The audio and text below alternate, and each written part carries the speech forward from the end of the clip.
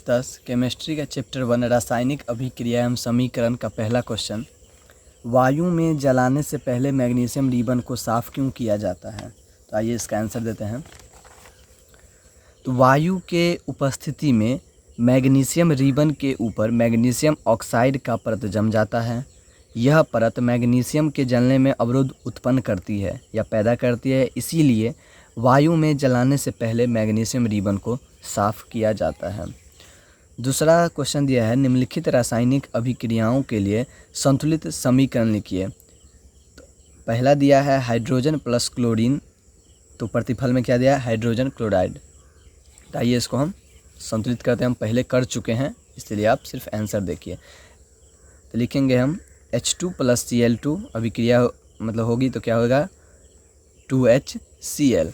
दूसरा पार्ट में दिया है barium chloride plus aluminium sulphate, तो प्रतिफल के रूप में दिया है barium sulphate plus aluminium chloride. Barium chloride दिया है तो बेरियम का होता है Ba और क्लोराइड का होता है Cl2। संतुलित के लिए हम 3 लगा दिए हैं। आप ये संतुलित वाला सीख लेंगे पिछले वीडियो से। प्लस Al2 गुने SO4 गुने 3 अभिक्रिया प्रतिफल के रूप में हो जाएगा BaSO4 प्लस 2AlCl3। तीसरा में दिया है सोडियम प्लस जल अभिक्रिया होगा, तो यहाँ पर सोडियम हाइड्रोक्साइड प्लस हाइड्रोजन। तो सोडियम का लिखेंगे हम Na, जल का H2O, तो सोडियम हाइड्रोक्साइड का NaOH प्लस हाइड्रोजन का H2 संतुलित कर लेंगे आप। आइए तीसरा क्वेश्चन देखते हैं। निम्नलिखित अभिक्रियाओं के लिए उनकी अवस्था के संकेतों के साथ संतुलित रासायनिक समीकरण लिखें। VBI क्वेश्चन है जो 18C और 20A में पूछ दिया गया है। यह जल में बेरियम क्लोराइड तथा सोडियम सल्फेट के विलयन अभिक्रिया करके सोडियम क्लोराइड का विलयन तथा अघुलनशील बेरियम सल्फेट का अवक्षेप बनाता है। तो दिया है जल में बेरियम क्लोराइड, तो BaCl2 और A क्यों लिखते हैं हम जलीय के लिए, प्लस Na2SO4 मतलब दिया था सोडियम सल्फेट, इसलिए हम Na2SO4 ये भी जलीय है इसीलिए लिख देते हैं।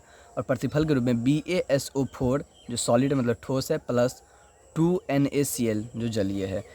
हो गया पहला का संतुलित।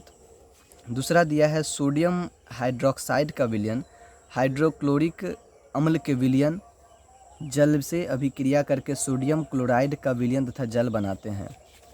सोडियम हाइड्रोक्साइड दिया था NaOH जल में है इसलिए हम AQ लिख देते हैं, प्लस हाइड्रोक्लोरिक अम्ल दिया था HCl लिख देते हैं। प्रतिफल के रूप में हो जाएगा यहाँ पर NaCl प्लस H2O। अगला प्रश्न दिया है किसी पदार्थ X के विलयन का उपयोग सफ़ेदी करने के लिए होता है। पहला पार्ट में दिया है पदार्थ X का नाम तथा इसका सूत्र लिखिए। यह सफ़ेदी करने के लिए होता है, उसका हम देते हैं। तब पदार्थ X का नाम जो होगा वो कैल्शियम ऑक्साइड होगा तथा सूत्र जो होगा CaO होगा। दूसरा में दिया है ऊपर फर्स्ट में लिखे पदार्थ X की जल के साथ अभिक्रिया लिखे, तो कैल्शियम ऑक्साइड था तो CaO प्लस जल तो H2O, प्रतिफल के रूप में CaOH2 मतलब कैल्शियम हाइड्रोक्साइड हो गया। दूसरा क्वेश्चन दिया है क्रियाकलाप 1.7 में एक प्रखनली में एकत्रित गैस की मात्रा दूसरी से दोगुनी क्यों है, उस गैस का नाम बता दो। क्रियाकलाप 1.7 में है जल का वैद्युत अपघटन, तो हम देते हैं जल में वैद्युत अपघटन में एकत्रित गैस की मात्रा दूसरी से दोगुनी है, यही क्वेश्चन है। अब इसका हम आंसर देते हैं। H2O मतलब जल था, विद्युत अपघटन कर देंगे तो हाइड्रोजन प्लस ऑक्सीजन हो जाएगा, यहाँ पर संतुलित कर दिए हैं हम। फिर हो जाएगा यहाँ पर H2O में हाइड्रोजन तथा ऑक्सीजन 2:1 की परिणाम आयतन में मिलती है, इसीलिए एक गैस की आयतन दूसरी से दुगनी है। दोगुनी पाई जाने वाली गैस जो है वो हाइड्रोजन है। जब लोहे की कील को कॉपर सल्फेट के विलयन में डुबाया जाता है तो विलयन का रंग क्यों बदल जाता है। VBI क्वेश्चन है जो 12C 19A में पूछ दिया गया है। आइए आंसर देखते हैं। तो जब लोहे के कील को कॉपर सल्फेट के विलयन में डुबोया जाता है तो लोहा का कील कॉपर सल्फेट से कॉपर को विस्थापित कर देती है और उसका स्थान स्वयं ग्रहण कर लेती है, इसीलिए विलयन का रंग नीला से हल्का भूरा भी हो जाता है। निम्न अभिक्रियाओं में उपचयित तथा अपचयित पदार्थों की पहचान कीजिए। पहला पार्ट में दिया है 4Na जो ठोस के रूप में प्लस ऑक्सीजन जो गैस के रूप में है, प्रतिफल के रूप में 2Na2O जो ठोस के रूप में है। तो यहाँ देखिए 4Na प्लस O2 ये था अभिक्रिया।